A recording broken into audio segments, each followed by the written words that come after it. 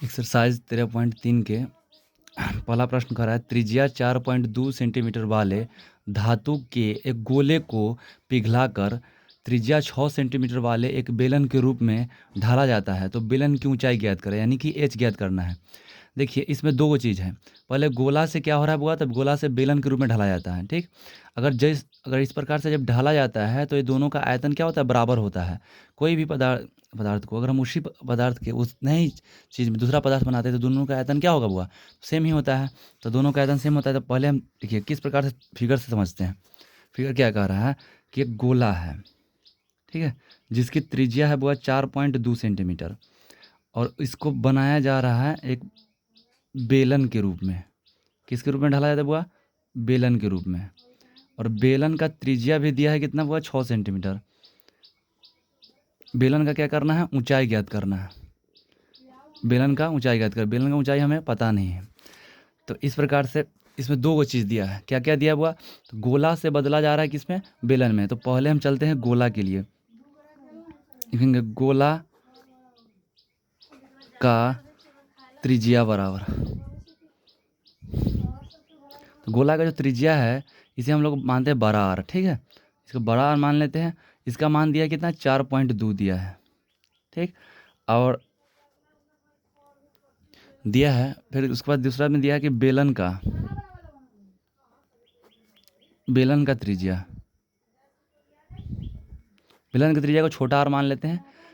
इसको दिया हूँ, त्रिज्या दिया हुआ 6 सेंटीमीटर, कितना दिया हुआ, 6 सेंटीमीटर। तो अब हम चलते हैं, लिखेंगे इस प्रकार सवाल में कि बेलन गोला का आयतन, गोला से बदला जा रहा है किसमें, बेलन में, इसलिए लिखेंगे गोला का आयतन अब बराबर होगा बेलन का आयतन, बेलन का आयतन। गोला के आयतन का फॉर्मूला होता हुआ 4/3 पाई आर क्यू बराबर पाई आर स्क्वायर एच होता है। तो 4/3 के 3 रहने देंगे। देखिए पाई से पाई कट जाएगा, बराबर की साइड रहता है तो कट जाता है, ठीक। यहाँ हो जाएगा बड़ा आर क्यू, सॉरी यहाँ बड़ा आर क्यू माने हैं गोला के लिए, तो यह बड़ा आर क्यू रहेगा बराबर, ये क्या हो जाएगा, छोटा आर स्क्वायर एच। अब देखिए एच निकालना है, तो यहाँ क्या हो जाएगा बुआ, 4 आर क्यू, यहाँ बट्टा, देखिए 3 जो है तो बट्टा में है इसलिए नीचे आ जाएगा, ठीक है, ये हो जाएगा आर स्क्वायर। अब लिखते हैं, देखिए एच बराबर यहाँ 4 गुने 12 आर का मान कितना है, वह 12 आर का मान यह 4.2 है। यहाँ इसको कितना बार लिखना होगा, 3 बार लिखना होगा। 4.2 गुने 4.2 गुने 4.2 बट्टा ये 3, छोटा आर का मान कितना होगा, 6 गुने 6 है। चलिए 6 से काट देते हैं, 6 से इसको काटेंगे तो कितना हो जाएगा, 0.7, 6 सते 42, 0.7। फिर इसे भी काटेंगे तो 0.7, 6 सते 42।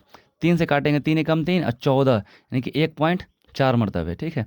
अब सबको गुना करेंगे, 4 से 0.7 में गुना करेंगे तो कितना हो जाएगा, देखिए ये 4 है, 0.7 से करना है ना, 7 चौका 28, तो दशमलव कितना, एक अंक के बाद, इसलिए 2.8 आ जाएगा।